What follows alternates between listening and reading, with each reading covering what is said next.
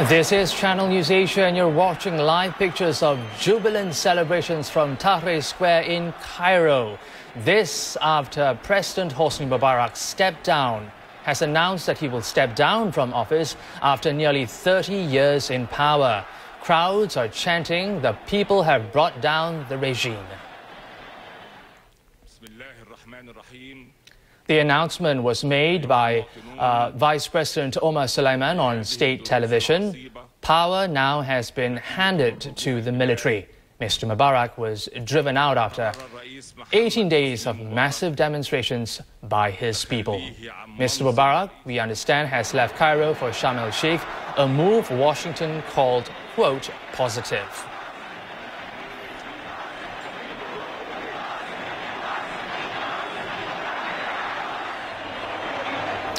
Reports say U.S. President Barack Obama is to make an on-camera statement on Mr. Mubarak's resignation. And for more, I'm joined now by Channel News Asia's U.S. Bureau Chief Simon Marks from Washington. Good morning to you, Simon. Can you hear me? Yes, I can, Gerard. Hi. What exactly is Mr. Obama, do you think, likely to say based on this latest report that we are getting now from Cairo? Well, I think there's no question that the White House is absolutely delighted by the news that has emerged out of Egypt over the course of the last half an hour, the official end to Hosni Mubarak's time in power, and it has come so dramatically. Extraordinary scenes in Tahrir Square, right in the center of Cairo, scenes that are really redolent of the kind of images that we saw back in the late 1980s and the early 1990s as the Berlin Wall collapsed and communist Eastern Europe fell apart. But this, of course, presents the Obama administration with an entirely new range of challenges to deal with. So when we hear from the president, while on the one hand I suspect that he will joyfully pay tribute to the work of those people who managed to bring this event about, I think there will also be concern expressed about what comes next, because on the one hand you have opposition leaders in Egypt like Mohammed al-Baradei saying over the course of the last half an hour that this is the greatest day of his life. His country has been liberated. But on the other hand, it seems clear that what has taken place here is a transfer of power from Hosni Mubarak to his Vice President Omar Suleiman and to the Egyptian military, which is occupying all the top positions of government. So it's not at all clear that this, as things stand, is really a democratic revolution. It's a transition from Hosni Mubarak's grip on power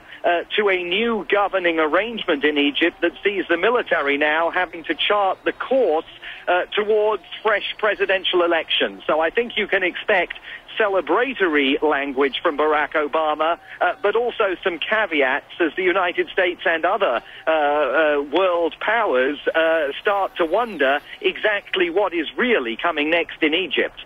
All right, so the transition, Simon, what do you think if the military was to hold power for the time being? How do you think this will affect U.S. policy?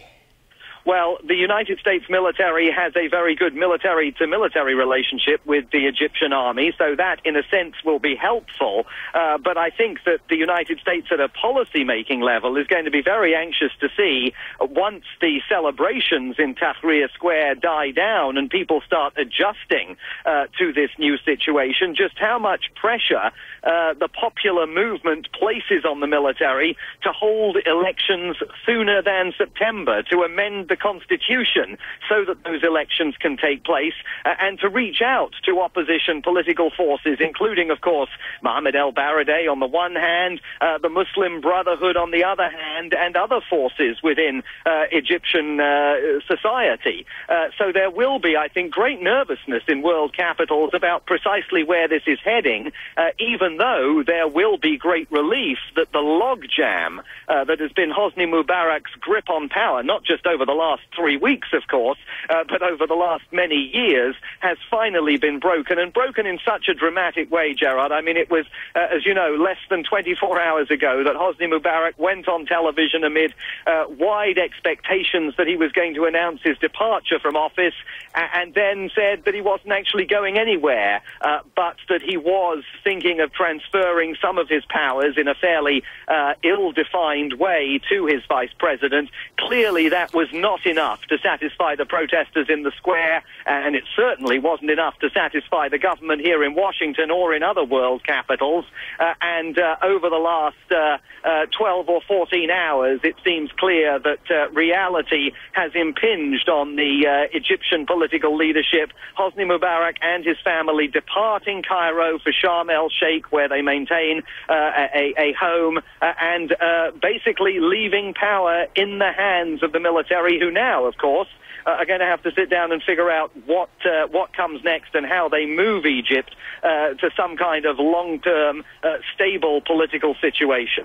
All right, Simon, thank you much. I shall not keep you, as I'm sure you'll be gathering more information from the latest developments that's coming out from Cairo. Simon and Marks, thank you.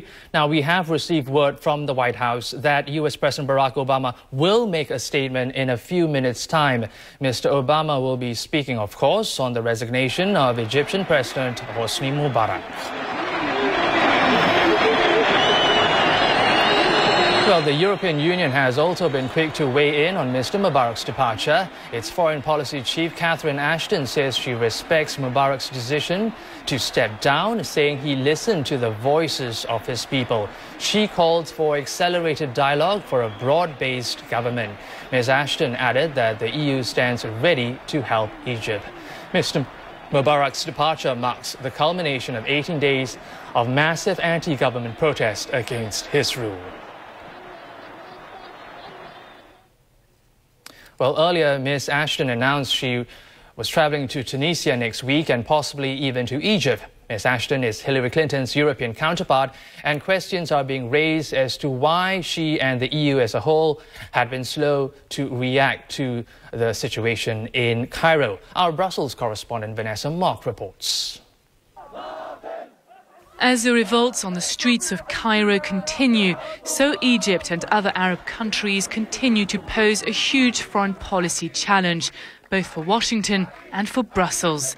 It's only now, after more than a month of unrest, that the EU's foreign policy chief, Catherine Ashton, is speaking out. We've been very clear in everything that we've said that it's for the Egyptian people and the Egyptian government to move forward together. It's absolutely essential that we see the movement that is necessary to make people feel in Egypt confident that there is a plan in place. Ashton will travel to Tunisia next week, and she hopes to Egypt. Her job is to come up with a single, coherent message from Europe, and she'll need to detract from several major gaffes made by European leaders. During a summit in Brussels last week, Italy's Prime Minister Silvio Berlusconi even came out in support of President Mubarak. Che ci possa essere in Egitto una transizione a un sistema più democratico senza rotture, con un presidente come Mubarak, che tutto l'Occidente, Stati Uniti in testa, ha sempre considerato l'uomo più saggio e un punto di riferimento preciso per tutto il Medio Oriente. In Brussels, there's mounting frustration at what seems to be an incoherent and delayed response to events in the Arab world. Catherine Ashton's tour will begin in Tunisia next week, and it's hoped that it will mark a turnaround. Protests are still ongoing against the interim government, but elections are being planned, and Catherine Ashton says the EU will take a leading role in helping the country go through the transition and stage those polls. For the EU, the events in the Arab world are a huge opportunity to do what it does best, namely promote democracy and defend human rights. But it's up to Catherine Ashton and Europe's capitals to make that happen. If not, Europe risks standing on the sidelines and watching on as history in the Arab world is being made. Vanessa Mock, Channel News Asia, Brussels.